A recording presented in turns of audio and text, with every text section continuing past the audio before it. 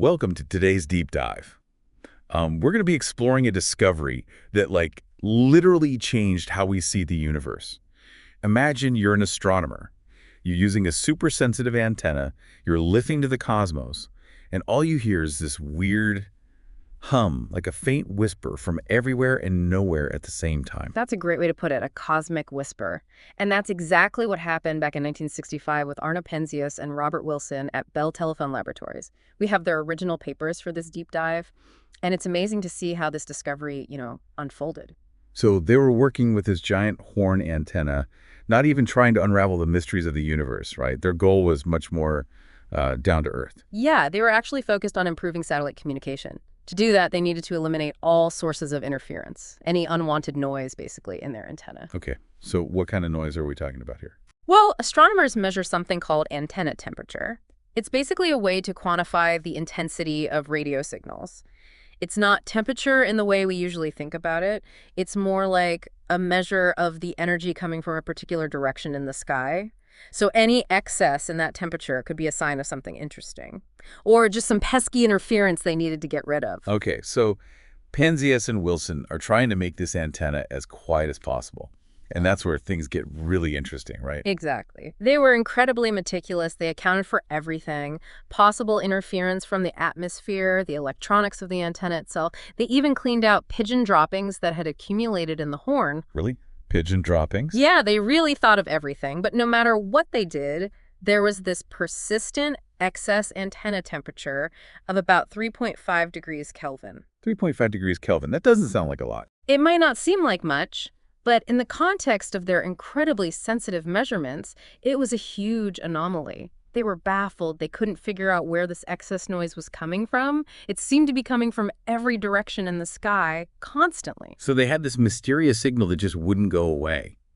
What did they think it could be at that point? Did they have any ideas? Well, initially they thought it might be some kind of instrumental error, Yeah. But they checked and double-checked everything, and the signal persisted. They even considered the possibility that it was coming from nearby cities, but the signal was too uniform, too evenly distributed to be explained by any earthly source. So they're starting to think this noise is coming from outside Earth, maybe even outside our galaxy. Did they have any clue what they had stumbled upon? Yeah, they knew it was something significant, something, beyond anything they'd encountered before. And as luck would have it, at the same time, there was another group of scientists at Princeton University, led by Robert Dicke, who were working on a completely different line of research. Wait, so you're telling me there were two groups of scientists on the verge of this major breakthrough, completely unaware of each other's work? That's incredible. It really is. Dicke's team was deeply immersed in the Big Bang Theory, which back then was still a subject of intense debate in the scientific community. They were looking for observational evidence to support the idea that the universe began in an incredibly hot, dense state and has been expanding and cooling ever since. Okay, so how does the Big Bang Theory connect to this mysterious signal that Penzias and Wilson were picking up? Well, Dicke's team had a hunch. They predicted that if the Big Bang did happen, there should be this faint afterglow of that primordial explosion, a remnant of the intense heat and energy that filled the early universe. So they were looking for some sort of cosmic relic from the Big Bang. What did they think this relic would look like? They predicted that this afterglow, which they called the cosmic microwave background radiation, would have cooled down over billions of years as the universe expanded. And they believed it would be detectable as a faint microwave signal pervading all of space. A microwave signal. And that's where the connection to Penzias and Wilson's work comes in, right? Precisely. Dicke's team was actually building an antenna to try and detect this cosmic microwave background radiation. Meanwhile, Penzias and Wilson had already stumbled upon it without even realizing what they'd found. Wow, that's such a crazy coincidence. So did they figure out that the two discoveries were connected? Absolutely. It was this amazing moment of scientific serendipity. Penzias and Wilson heard about Dicke's work and realized that the excess antenna temperature they were measuring, it matched almost perfectly with the predicted temperature of the cosmic microwave background radiation. So, that annoying hiss. That signal they tried so hard to eliminate was actually a whisper from the beginning of time. Getting chills just thinking about it. It's a truly mind-blowing discovery, isn't it? And it had a seismic impact on our understanding of the universe. Suddenly, there was this tangible evidence supporting the Big Bang Theory, something that had previously been mostly theoretical. It must have been a game changer for astronomers and cosmologists. What were the immediate implications of this discovery? Well, for one thing, it silenced many of the doubts surrounding the Big Bang theory. The discovery of the cosmic microwave background radiation provided the most compelling evidence yet that the universe had, in fact, originated from a single point in space and time. So it basically solidified the Big Bang theory as, like, the prevailing explanation for the origin of the universe. Exactly. But it went far beyond just confirming the Big Bang. This discovery gave scientists a powerful new tool to study the early universe, a way to peer back in time and understand how the cosmos evolved into what we see today. Okay, I'm hooked. You have to tell me more about how studying this cosmic microwave background radiation, this echo of the Big Bang, has helped us understand the evolution of the universe. Well, one of the most fascinating things about the cosmic microwave background radiation is that it's not perfectly uniform. There are these tiny fluctuations in its temperature across the sky, incredibly subtle variations that hold a wealth of information. Wait, you're telling me these tiny temperature differences, which I imagine are incredibly difficult to measure, can tell us something about the history of the universe? It's amazing, right? These fluctuations are thought to be the imprints of the very first structures that formed in the universe. The seeds of what would eventually become galaxies, clusters of galaxies, and the vast cosmic web we see today. So by studying these subtle temperature variations in the cosmic microwave background radiation, scientists can essentially create a map of the baby universe, a snapshot of the cosmos just a few 100,000 years after the Big Bang. You got it. And that map has provided us with incredible insights into the age, composition, and evolution of the universe.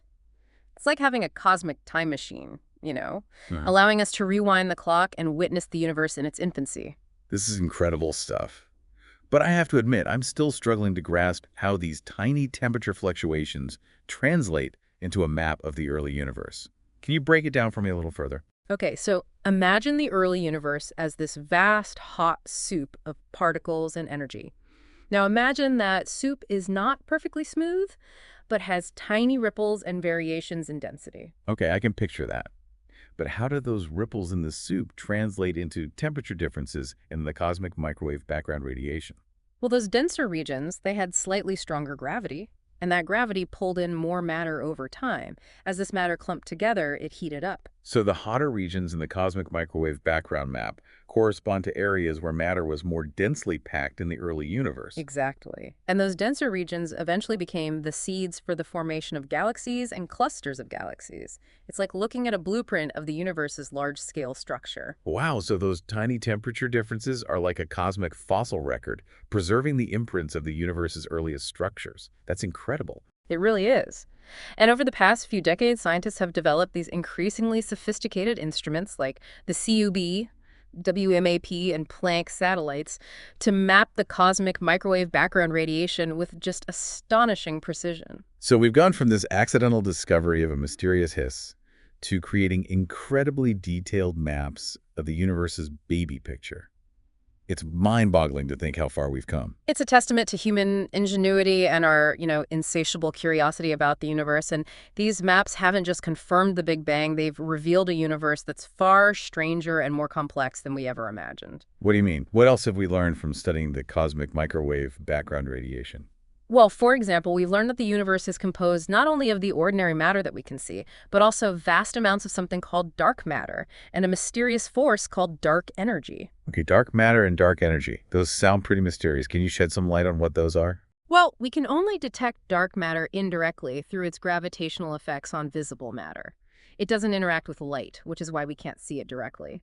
Dark energy is even more puzzling. It seems to be driving the accelerated expansion of the universe. So these discoveries about dark matter and dark energy, which make up the vast majority of the universe, all stem from studying this faint afterglow of the Big Bang. Absolutely. It's a testament to how this accidental discovery has revolutionized our understanding of the universe. It's like opening a door to a whole new realm of cosmic exploration. And it all started with two scientists trying to get rid of this annoying hiss in their antenna. Yeah. It just goes to show that sometimes the most profound discoveries come from the most unexpected places. Exactly. And it really highlights the power of scientific curiosity and collaboration. Who knows what other secrets the universe holds waiting to be uncovered?